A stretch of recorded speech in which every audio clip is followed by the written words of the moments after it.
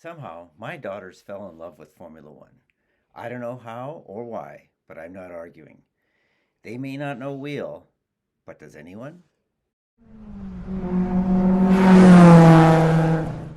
Hi, and welcome to We Don't Know Wheel F1. I'm Anne. And I'm Grace. We're two sisters who fell in love with Formula One and decided to make a podcast to force all our friends and family into listening to us talk about F1. And today we're going to just chat all things Baku 2023. Yeah, I was very much looking forward to this race. Thank goodness we're back to racing. 4 weeks is too long. Way too long. It wasn't maybe quite as exciting as I was expecting, considering how wacky Australia was. And then you were like, if anywhere should be pretty wild, it should be Baku. And then it was like perfectly fine. It was still a good race, I felt. Anne doesn't think so. She's told me already. She thinks there was not enough overtaking. The cars are not like able to get close enough to each other. Yeah, I mean, that's true. It really felt like through the weekend, it's like each progressive thing got less exciting than the previous. Where I didn't watch pre-practice one, but I pulled up the kind of report of things that had happened, and it seemed wild, like multiple red flags and drivers just not knowing what they're doing. And then the first qualifying for the race was wild with red flags and drivers making mistakes where you're just like, what are you doing? And then after that, each thing got progressively almost less interesting in a way. Where the qualifying for the sprint was almost exactly the same as qualifying for the race. In the sprint race, not too much happened except that Checo passed Charles. And then in the race, besides one yellow flag with Nyck De Vries crashing into a corner, it was not that interesting of a race. So it just felt like the whole weekend went downhill. That feels so harsh because, well, I see what you're saying. I do think, I wonder how much the format of not having all those free practices changes things because they're trying to get to grips with the track very quickly and they have very little room for error. And they know that, if they mess up, they're ruining their entire weekend. So they're very motivated to be a bit more risk averse.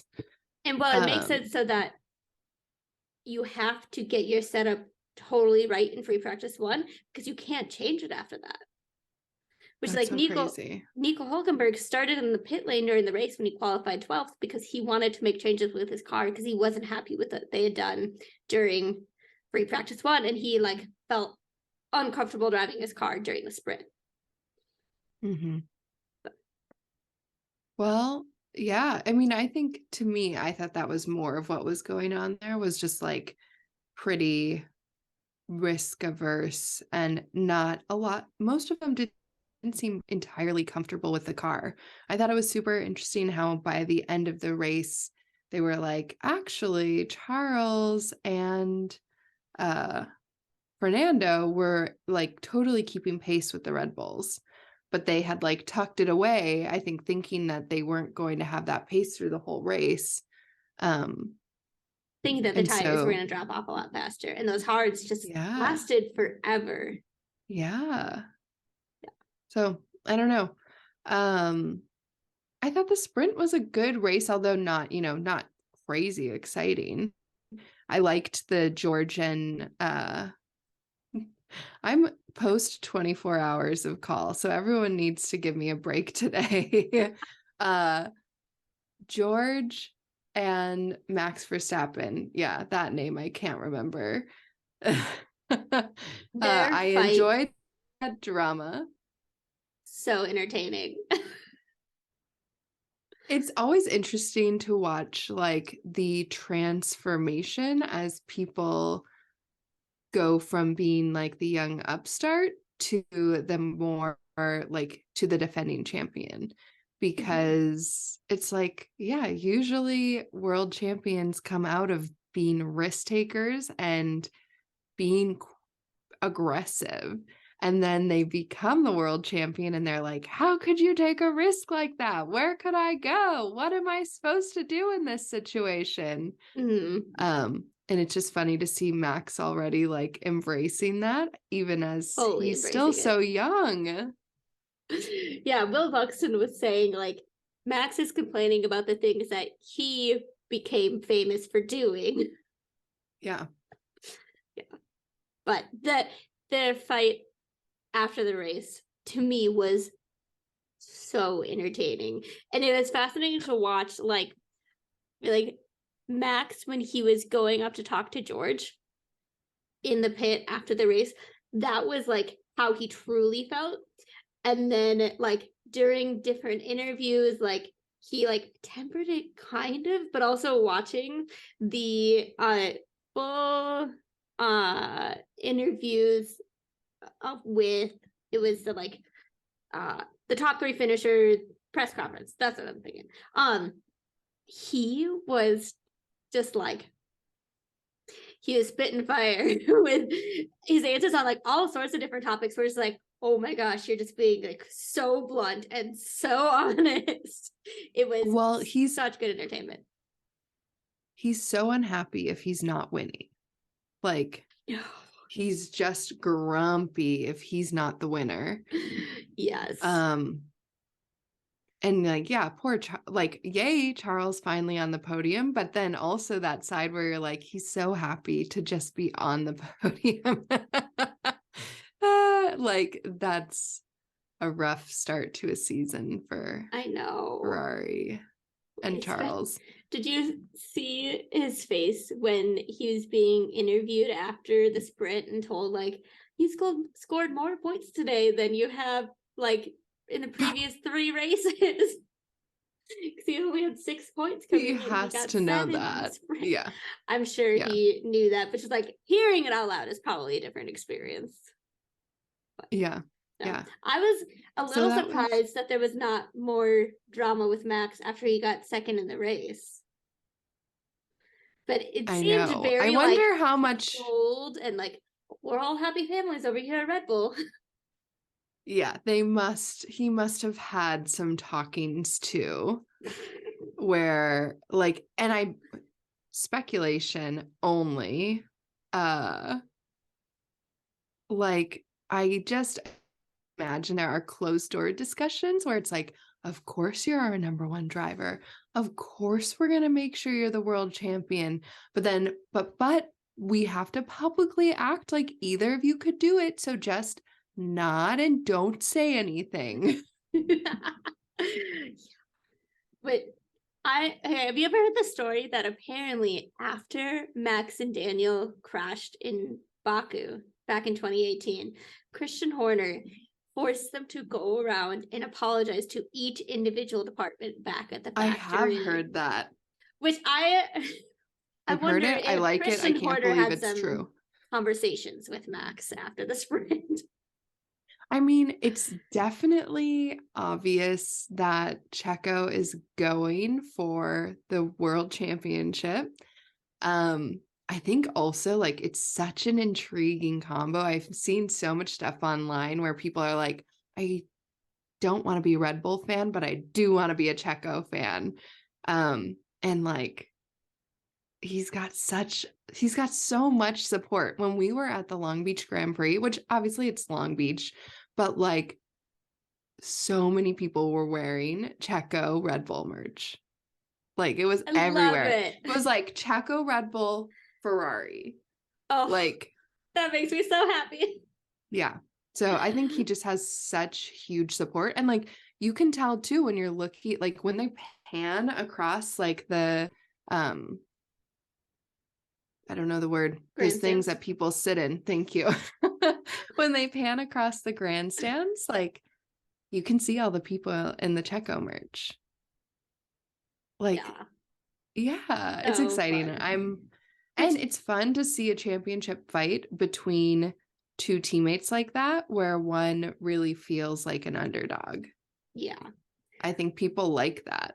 Yeah, he feels like an underdog. It also, from the outside, Checo seems just like a good, decent human being that is a lot easier for people to cheer for him compared to Max, who has all of this like baggage associated with him. When are we getting our freaking Checo Drive to Survive episode? Because also I've heard they that had like one. I That know, was the and Monaco I episode, and it know. was terrible. And now Sorry. I'm just afraid that he's gonna like really be competing, and they're not gonna have, because I thought he was maybe declining to be involved with Drive to Survive this season. I had heard that for last season, but he was in it. Okay. Okay. Then I feel better, because I'll be really upset if there's nothing in there. Well, especially with like how the beginning of the season is playing out. Even if it doesn't turn into a title fight, the fact that it at least has a chance of turning into a fight between the two of them, I think is a big deal. Which most people that I've heard talking about this so far have been in the camp of like, it's Checo's doing so great and this is awesome and we hope it turns into a title fight, but can he sustain it over 19 more races? Which I mean, it's fair. Mm-hmm. It's fair. Yeah, it definitely seems like that's a good question. I think at a minimum, he's going to be competitive with Max, which is enjoyable. Yeah. When the Red Bulls seem like they're just in a league of their own. Right. I think what did Charles say after the race? It was one of the loneliest races. Oh, Charles. But I think it is a different situation this year because not only does Checo seem very comfortable with the car and he's actually able to be keeping pace with Max for the most part, both in qualifying and the race, but the Red Bull is just so much further ahead than everybody else. That means that like basically any time that Max is not going to win right now, Checo is going to be there unless he's crashed. Yeah. And last year when there were like at the beginning of the season 2 teams that were in the fight for win, and by the end of the season 3 teams, even if Max wasn't winning, it wasn't a guarantee that Checo was going to be like right behind him because the other teams were so much more competitive. I do also think like it seems like there's a trend towards development of the car over a season that often will fit one driver more. Mm-hmm.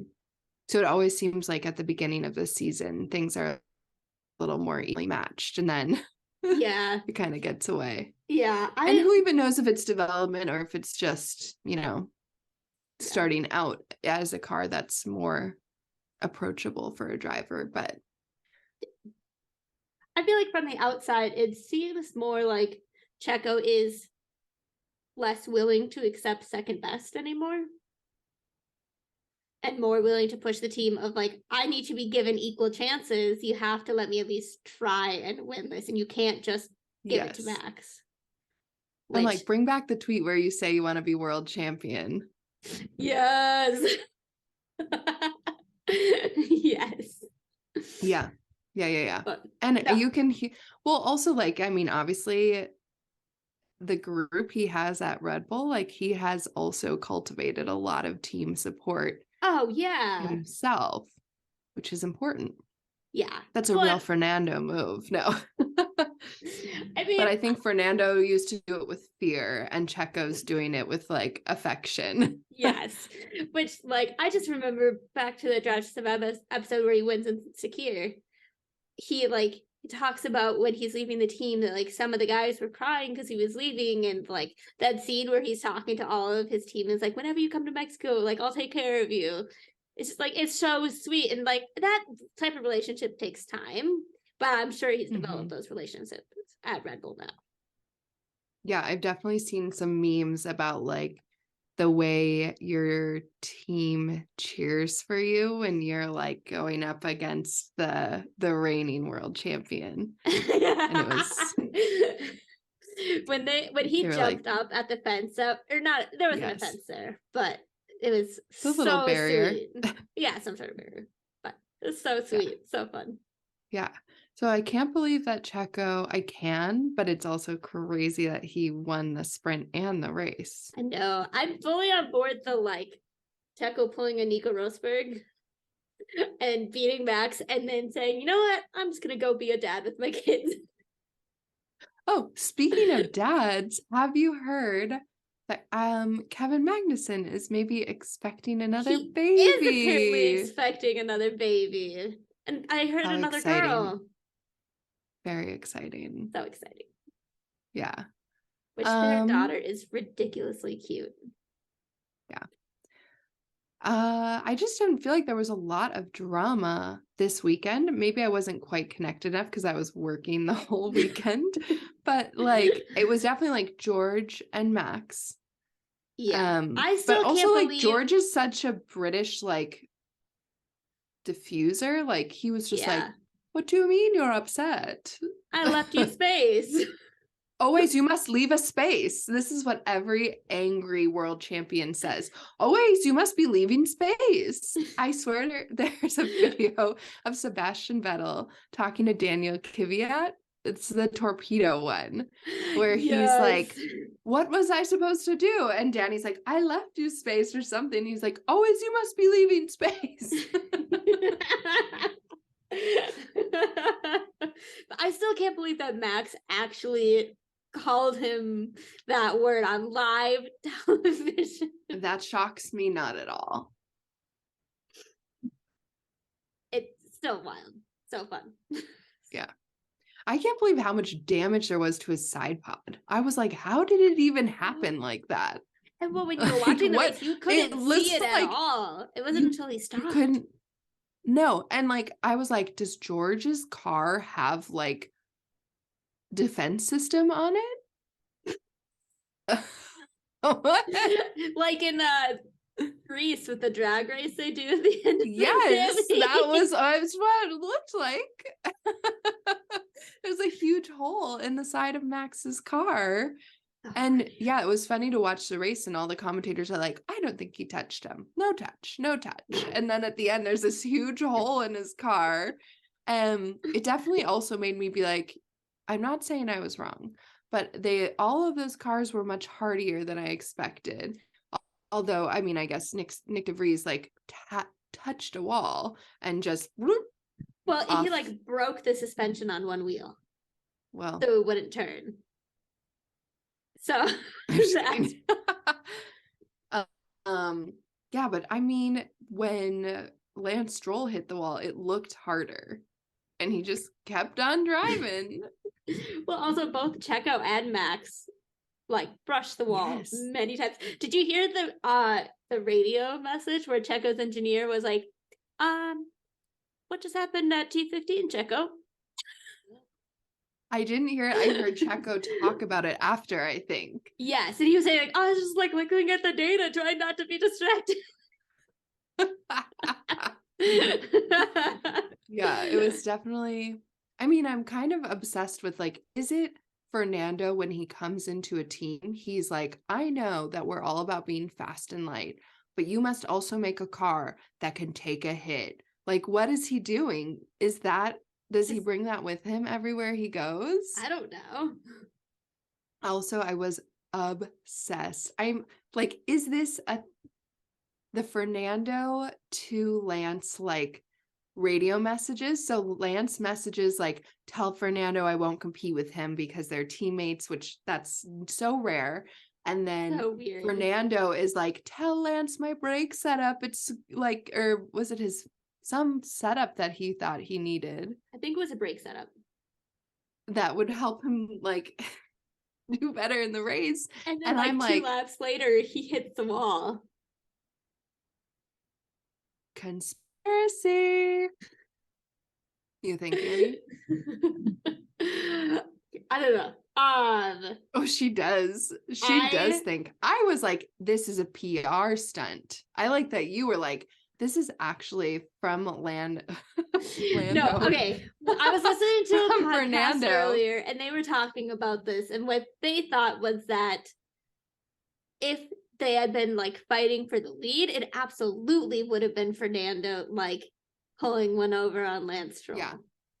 But in this case, I think that Fernando actually wants the team to do better in the Constructors' Championship. And well, if Lance Stroll does better, that means Lawrence Stroll is happier.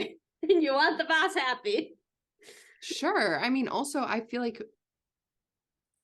if Fernando is smart, he made it a part of his contract that like he gets more money the better the team does, because Lawrence is going around saying they're going to be a top team in the next 5 years. So Yeah. and obviously, like just this year alone, I feel like Fernando has really proved like I've got time left in Formula One. This is not the end of my Yes. career, which is rad. But yeah, I thought it was a total PR stunt. I was like, they just want us to like Aston Martin because they're trying to make them look like friends. Ugh. Or they're pulling a real like, do you remember when Daniel first went to McLaren and George was at Mercedes, and there were memes going around about how Daniel treated Lando, and it was like Chris Hemsworth with his kid and he's holding her over his back by one leg. And then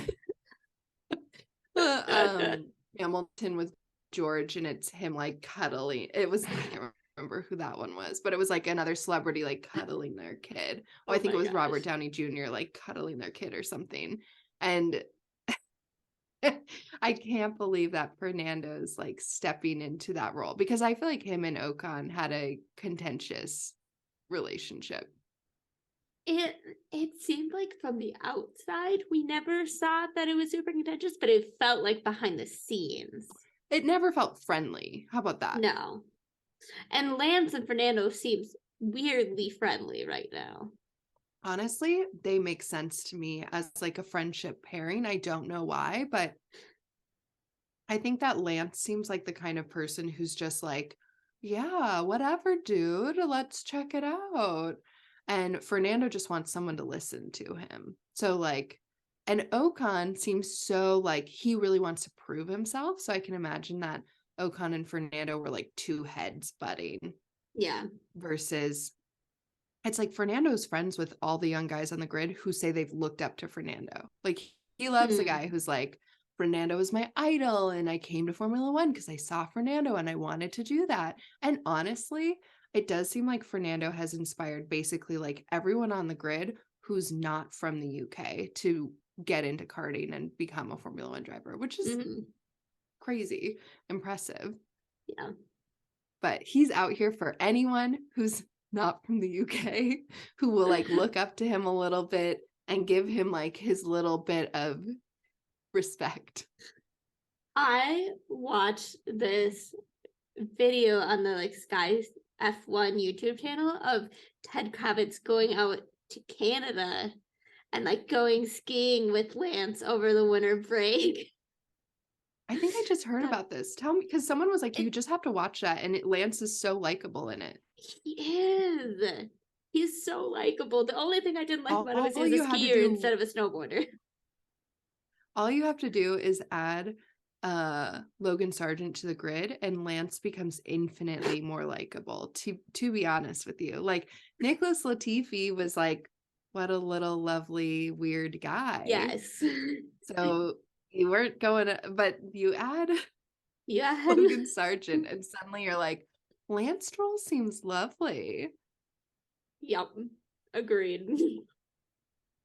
So I don't know. I cannot believe I'm actually kind of becoming a fan of Aston Martin this year. But like I really like Racing Point, but as soon as it became Aston Martin, I was like, this is stupid. They're just like becoming this team with all this money and this fancy name, and they're not going to be the same anymore. But I'm actually enjoying the team this year. She's about ready to get some Aston Martin merch. I will also say at the Long Beach Grand Prix, there were quite a few people wearing Aston Martin merch, which I was like, really? How fast did you get this stuff? Yes. Well, okay, so it's Checo Red Bull merch, then Ferrari. What other things did you see there? Was there a lot of McLaren? There was a bit of McLaren. There were quite a few like Grosjean jerseys. I was like, jersey. But they really have more like these like shiny like jersey looking shirts, I felt like. Mhm. And maybe I only Nice. had my eyes peeled for like F1 stuff, so I can only tell you like what F1 stuff I was noticing. I feel There like was you lots would of have known vintage. McLaren IndyCar stuff Yeah. because it still is orange. No, I still noticed the McLaren like garage and stuff, but I don't remember seeing like quite as many people out in their McLaren merch. You see that Ramon got second again yesterday. I saw that he was like gonna. Did you send me this about how he's had his trophies or something from Formula One? Yeah. What was that, Anne? What does that mean? Apparently he like got trophies when he was driving with Alpine and they sent them to him because normally the team keeps them. Okay. Yeah. Were they just sending them because they were there for the Miami Grand Prix? Sorry, can you repeat that? Were they just sending them because they were there for the Miami Grand Prix? I have no idea. I just thought it was sweet. But yeah, That was very sweet. He got second again. And only I because feel like you're upset about that. And I'm just like, feel bad what's for wrong with him. that? That's I want him great. to Why are win. you feeling bad for him? He's getting second. 2 times in a row where he's been fast enough to win. You know what? Some people just aren't meant to be the number one.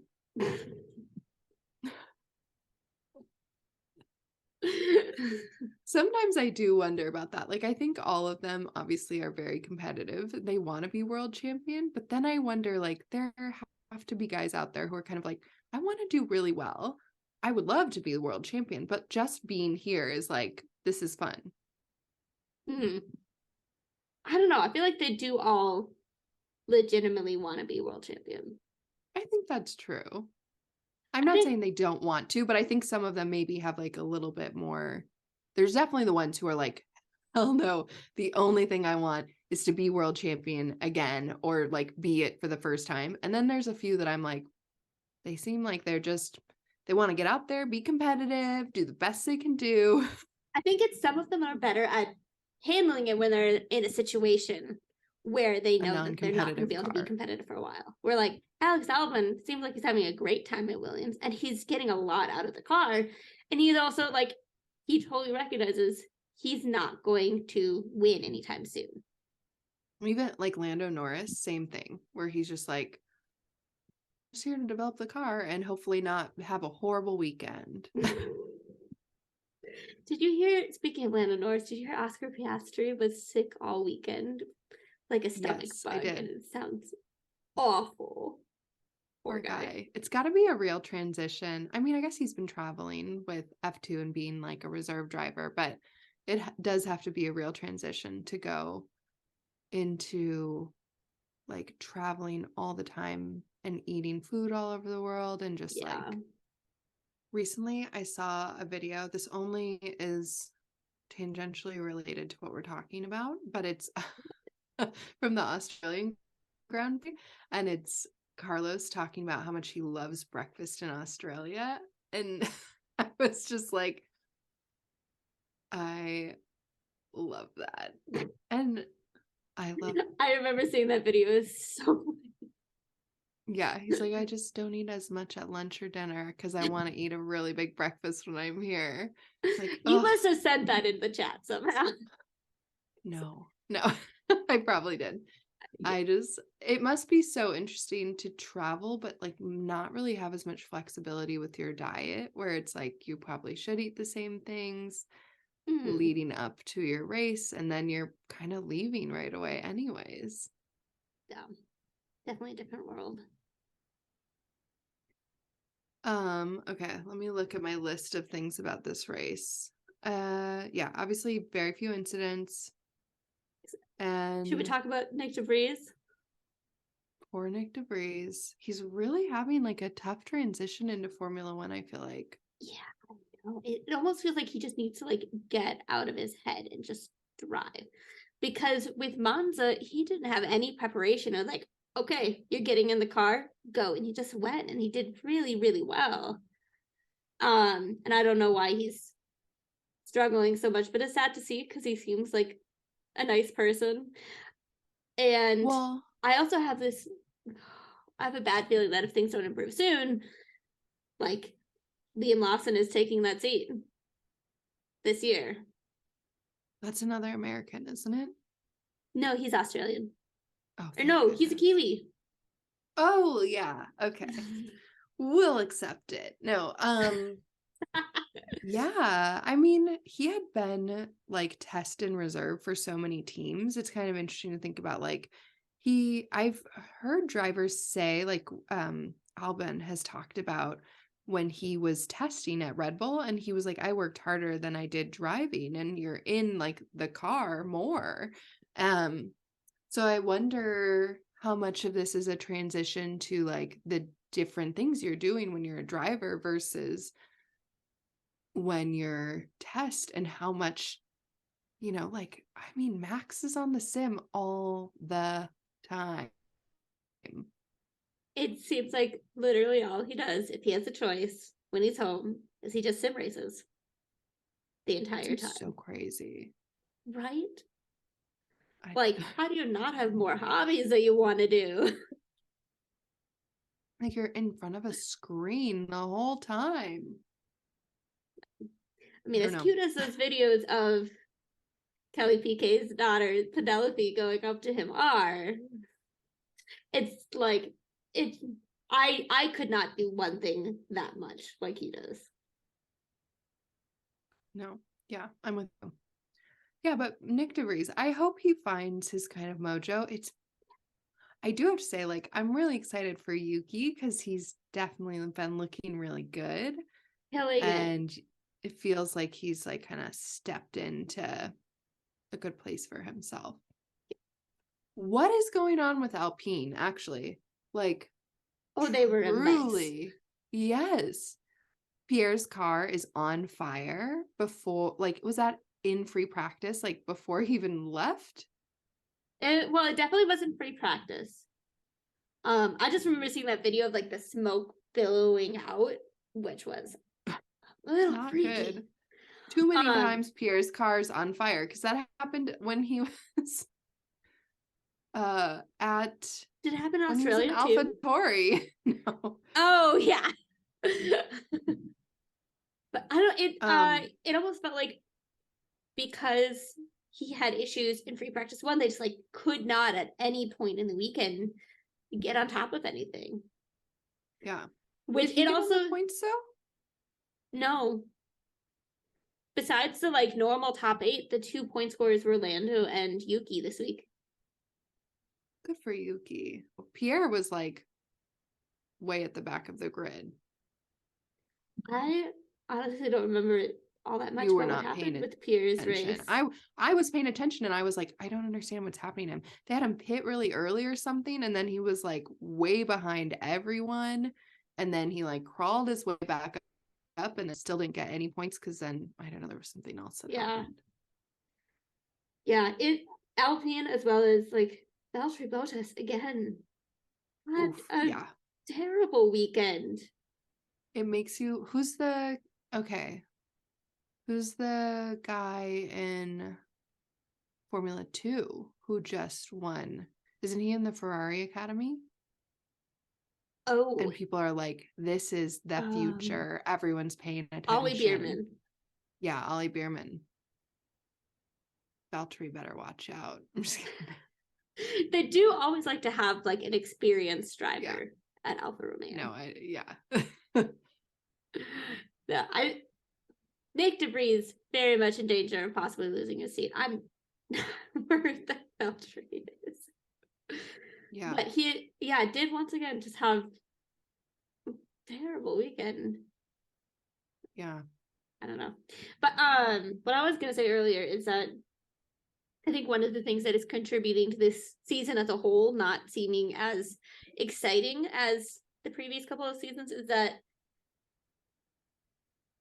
there's really only like 2 points positions for people that you wouldn't necessarily expect to score points every single race. Which it's like the top teams are getting all of their people in the front. So then you're like, well, there goes 6 points positions.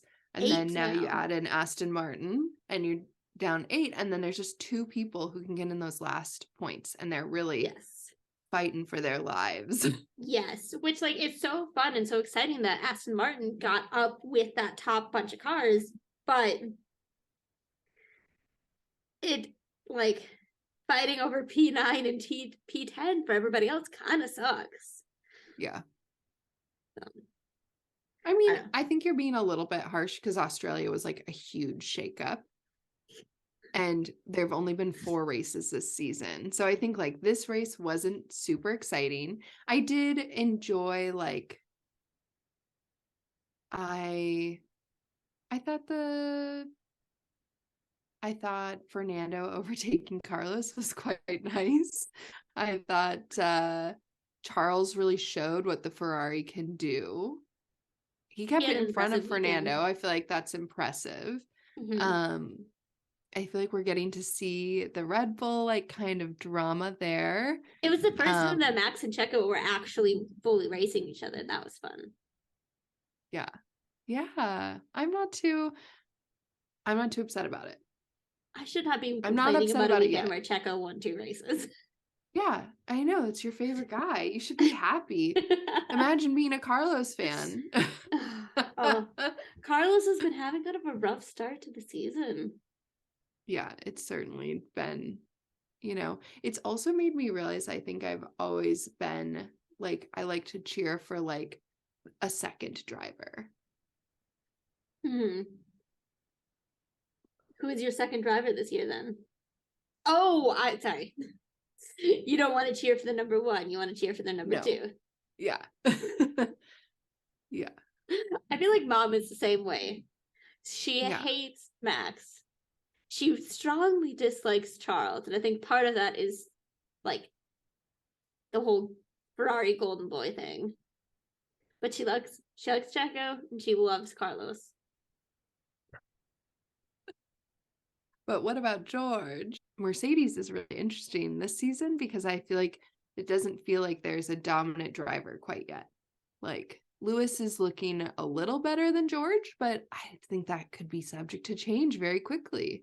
Agreed. But I feel like it helps Mercedes that they're not in the title fight to kind of like navigate this situation, because obviously in the long run, like George is going to be their person after Lewis decides to retire, but they also like want to not make Lewis feel like he's being pushed aside for the new person who's come in. Yeah.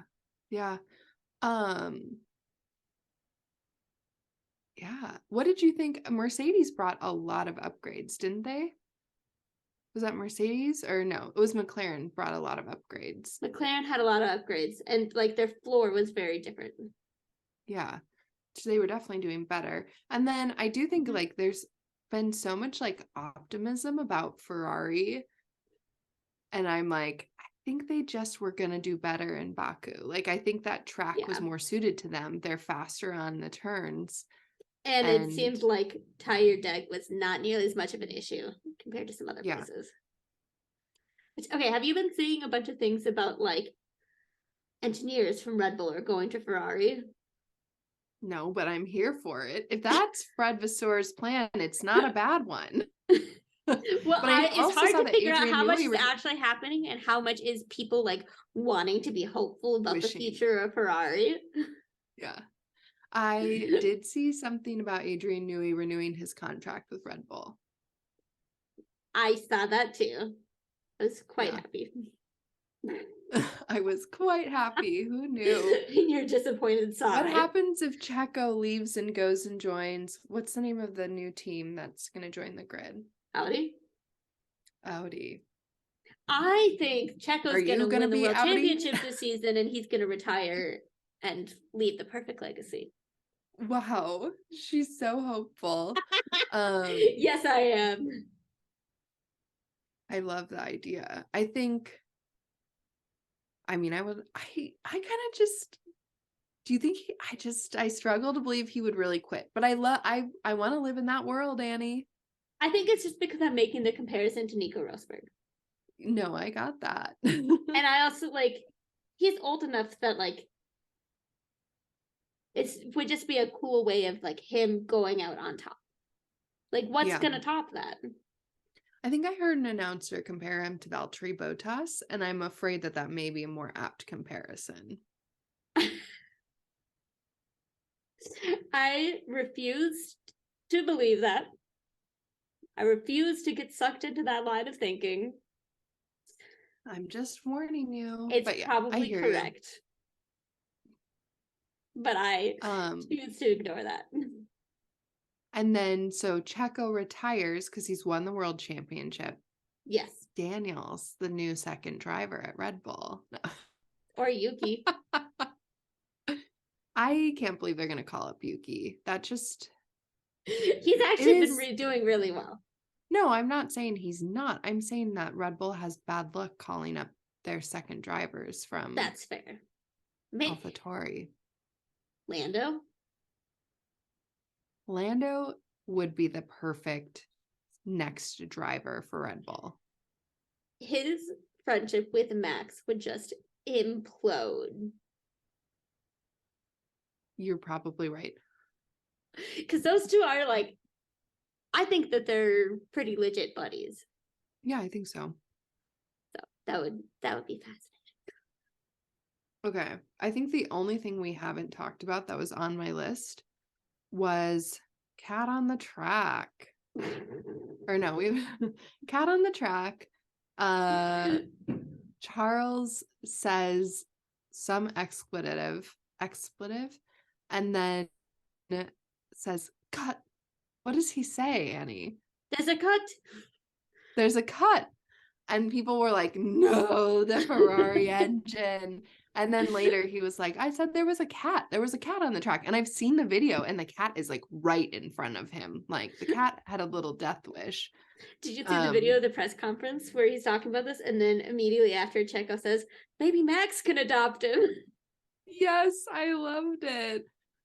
Cat on the Track. That's a classic. I loved it. It's so, yeah. It's so crazy when like real things come into Formula One. We're like, that's not supposed to happen. And like there are actually like woodchucks that go on the track in Canada. It's like a thing. Or when that they were happens every racing in year. India and like dogs would get on the track. Speaking of on the track, we didn't talk about Esteban Ocon and the pit stop at the last lap. Watching that video, have you watched his onboard? No, but I'm sure it's scary. Terrifying. Does he say anything? No, but just like you can watch all of the people like run out of the way in front of him. Well, I saw like there was like one guy at the very back who you can see is like, what is it? As everyone's running away, and then it's like, oh shoot. Yeah. And you're like, what is happening? It's just so crazy that like I understand logistics are tricky, and so you have like a certain timing to how you do things, and apparently it's like somewhat normal procedure for them to start setting up the whole pit lane park ferme area for like all of the stuff after the race during the last lap. But it seems like there needs to be someone who's like keeping track of it if somebody's going to come into the pit. And like, I mean, this is not the first time that a driver has pitted on the last lap. Like you have Alex in Australia last year, and a similar thing happened there, just not quite as many people and not quite as close. But yeah. No, I liked that the FAA was like, we will be investigating ourselves and we've done nothing wrong. No. They put out official documents about how they were investigating themselves. Yeah. So ridiculous. Yeah. What a farce. But I mean, yeah, that was scary. And then as we come into Miami, I wanted to make sure we're not forgetting that F1 is an exploitative sport. And they regularly race in countries that have major human rights issues, and Azerbaijan is no exception. No. So to bring in a little education today, Azerbaijan has had issues with freedom of the press and issues with freedom for women. Don't worry, the series will continue and we will be addressing it again at the next week's Miami Grand Prix. On an up note, as we were getting ready to record this, Anne told me she had heard a rumor that Daniel Ricciardo and Lewis Hamilton were at the Met Gala, the ultimate in Americana. I cannot What do you wait think they're to wearing? see good pictures. Well, the picture that I saw of Daniel, I'm not 100% sure if it's real. The picture I saw was him in a fairly standard suit, which is a little bit of a bummer. Boo. I know. I hope Hamilton's there, and I trust that he will bring something interesting. The worst offense I think you can make as a Met Gala attendee is to just be boring. Don't be boring. It's better to dress and have people be like, oh my gosh, because at least you made a statement. That's the whole point of it. Yes, 100% agree.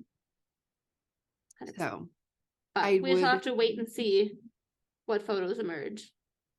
Maybe Daniel Ricciardo is going to go with Harry Styles, and Harry can help him with his fashion. We can only dream. One can hope. One can hope. Oh, okay, wait. The only gossip I heard that is not gossip was just Charles talking about collaborating with Lewis Hamilton on his music, because Charles has recorded his song, and I'm obsessed. I love it. And Charles was like, he would have to sing a very depression song. It's just like, what's going on? Charles. It makes me think of that video of him and Carlos where Charles just on his phone is playing like Adele and he's singing along to it. And Charles is like, this is a very depressing song. You play it and you don't feel better. And it's just like, what's going on, Charles? Oh my gosh. Maybe it'll be Charles who replaces Checo or Red Bull. I do not. And I will say, I think that's a never. Hot prediction from me. He's retiring at Ferrari. Yes. I think he's retiring at whatever Sauber is going to be. Audi. Interesting. I feel like there is a possibility he could end up at Mercedes in the long run. Sure. I think that one's more believable to me than Red Bull. I see him never at Red Bull personally. Lando, yes. Charles, no. I think the only reason Lando, okay, this is total speculation, which is probably ridiculous, but I'm going to say the only reason that Lando has turned down Red Bull's interest, because it seems pretty likely that they've made him offers. I'm going to say the only reason he's turned them down is because of what Carlos has told him. That could totally be true. You know? Oh, doesn't it that totally feel right? True. Oh my gosh. Yeah. Uh-huh. And then he had Danny as his next teammate. Although Danny went to Red Bull, back to Red Bull, so who knows? But yeah. I do. That is my personal theory about that. But how ironic is it that Danny is now happier at Red Bull than he ever was at McLaren? Yeah. McLaren is just a real... There must be something so wrong with the way that they work as a team or something, because there's gotta be something wrong. Did you know that Carlos Sainz Sr. is still a Red Bull driver? Yeah, of course I know that. Yeah, I did know that. Which, I mean, Carlos must not think that terribly of Red Bull if his dad is still doing it. No. So I suppose it's different. There's a total difference between Red Bull, sponsor rally driver. Rally being a Red Bull Formula One. Yeah. And I mean, I think Red Bull Formula One has a reputation for a reason. You don't have to look that far. Look at Albon. Look at Gasly. Look, and well, just the fact that I legitimately think Nyck De Vries, if he doesn't turn it around soon, is gonna get axed. That says something. Exactly. Yeah. I think if Lando is smart, which I actually think he is in a weird way. Maybe not in a like, took his GCSEs, but I think you're better off staying with McLaren if McLaren is like, you're our driver, and like, I don't know, you're better off staying with McLaren where you'll really be supported, even if it's just a disaster when they're making the car and doing everything else. Yeah. Do you think if Lando would ever go to Mercedes? I don't know. You think that's who's replacing Hamilton? Because I I'd don't watch know. that. That could be exciting. I think Mercedes is gonna have the ability to just like pick any experienced driver that they want. I think that there's a serious chance it could be Charles. I think it could be Lando. I don't know. It's hard to think who else they would. Okay, this is my. Yeah, let's hear. It's hard to think who else they would like think highly enough to pick to come there. Oscar Piastri? No. Okay, here's what I think will happen. Lando will go to Mercedes when Hamilton retires. Then George will go to Ferrari and Carlos will come to Mercedes. Where did that come from? That feels right. It just feels like as things should be. I don't know who would go to Checo's spot.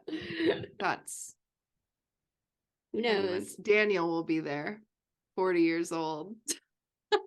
I mean, I feel like there is totally a chance that like if Checo retires and Daniel's sim work has been good, like why not? They all love Daniel.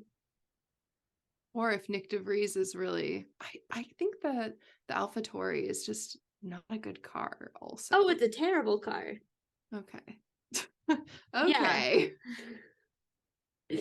Like at least 9th or 10th fastest on the grid. There's only 10 cars. I know. Like I'm saying it's not any better than that. Yeah. Sorry, I should have said at most 9th or 10th fastest. Well, I think Grace needs to catch up on some sleep after her 24 hours of call. I survived it though, and I watched you that did. race. And I watched that race. And I was like, I thought it was a fun race. I mean, it's always hard when the previous race is like super exciting. Yeah. Like then the next race you're like, okay. I think my pessimism is coming from the fact that like 3 out of the 4 races this year have not been great. Yeah, I mean, it's definitely difficult when Red Bull is just like completely dominant. It seems like you're not even. I don't think it has even that much to do necessarily with Red Bull. You don't think the cars are getting in close enough? It feels like there's not that much like overtaking and like good fights happening. But it seems like some of the teams have struggled a lot more significantly to get up to create a good car within the regulations. Yeah. Or to even figure out how to like adjust to the fact that they did not perform well last season. Mm-hmm. Yeah, like Ferrari basically has all of the same problems that they did last year. That's so crazy too. It's like, what did Mercedes you do? Too. Sorry. What did you do all winter long? I know. They don't know how to function without like unlimited money, and Ferrari is like doesn't even know how to function with unlimited money. Maybe that's the real reason Aston Martin jumped up, because they were always the team that punched above their weight. Yeah. That's literally what I've been saying. Don't steal my thunder. Yeah. Yeah. Well, I was like not disappointed in that race. It wasn't like the most exciting. Did I almost fall asleep? Yes.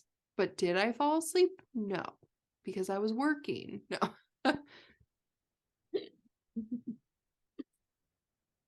well, are we ready for chaos in Miami. Miami? Miami. I'm very excited for Miami. I do have to say, like, I don't really enjoy the way that the American Grand Prix have been made as sort of like corporate playthings. Like, they're not really made for people who live in the US to go to them. And I think that's a bummer. Like, I'm Yeah. not pleased with everything in regards to the Las Vegas Grand Prix. Like, that's not made for anyone to go watch it. And that sucks because this is meant for people to enjoy it. Yes.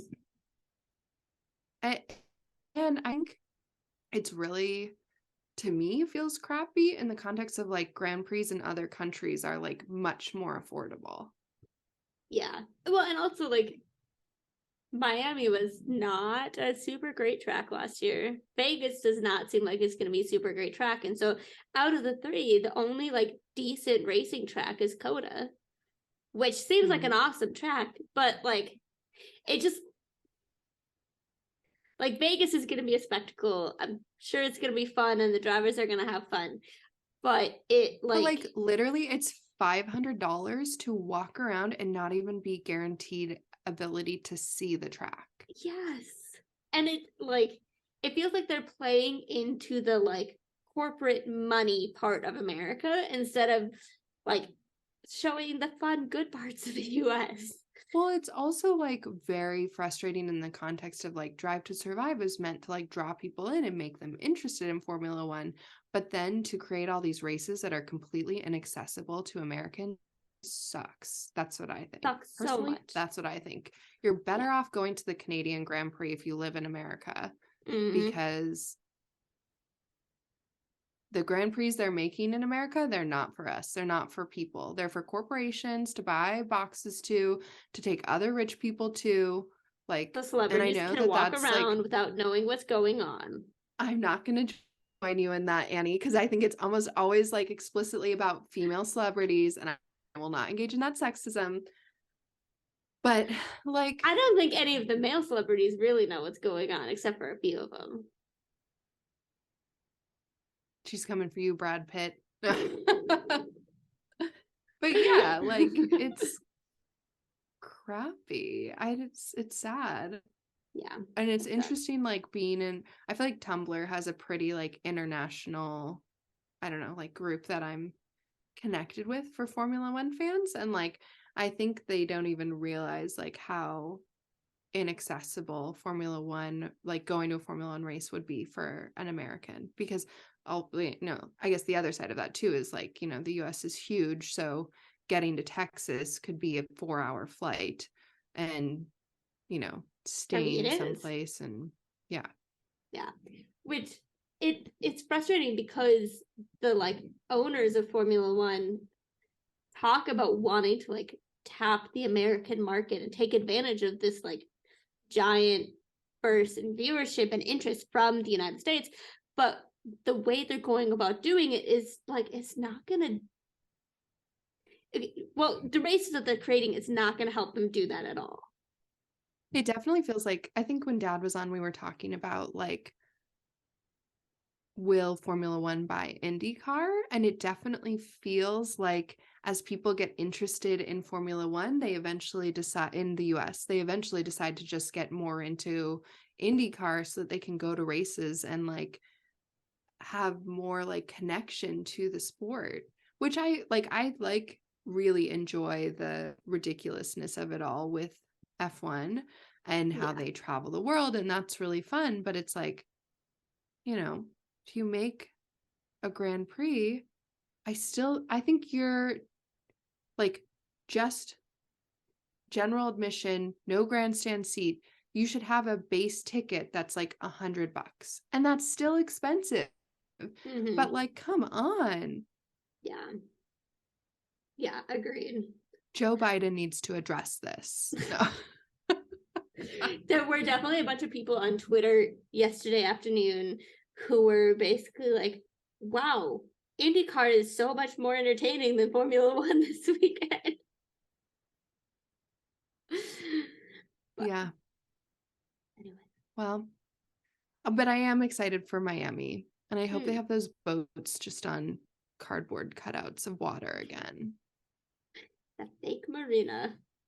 The fake marina. Like, come on. No, I'm excited. I'm excited. I hope they don't make them wear football helmets again. Like, I it's bet also they're going so to. intriguing that they do that because you're just like, when I think of football, I really don't think Miami. I know. I don't You're think the Miami football at girl, all. Anne. I was like, I guess I would think Texas. Texas. Maybe I think baseball. Maybe they should have them wearing baseball helmets.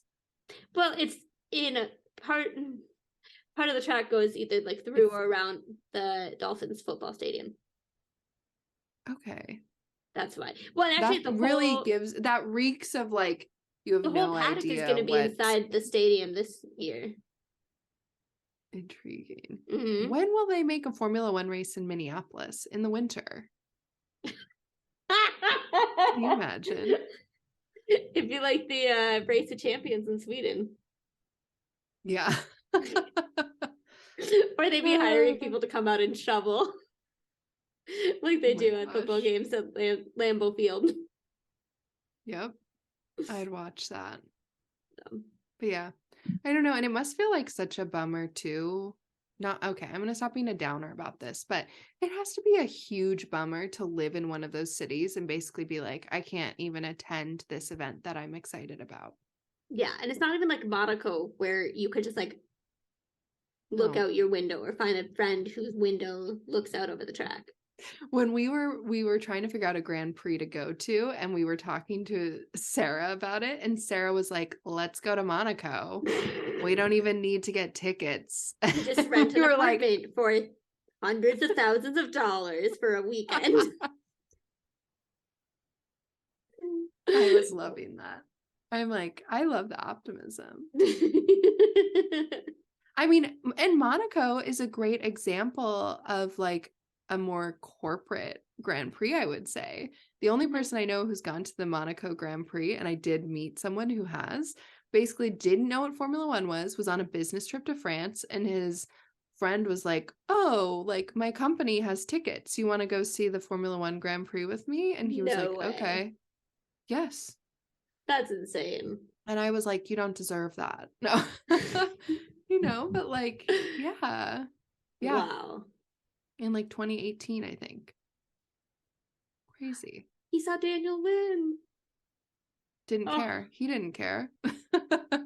That's the celebrity we should be talking about. My random friend.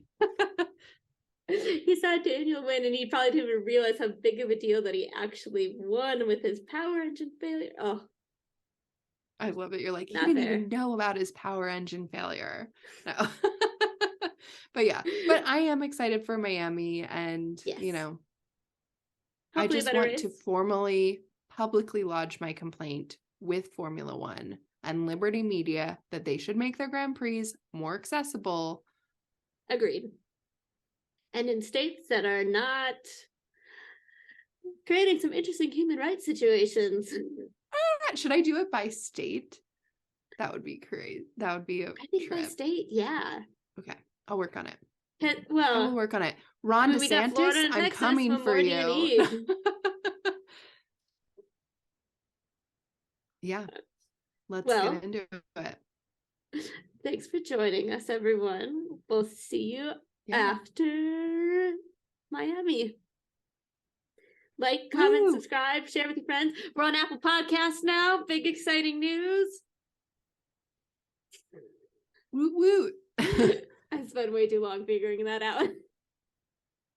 I'm glad you did. Thank you. It's done. Okay, we'll see you all after Miami. Absolutely. Thanks for joining us. Bye.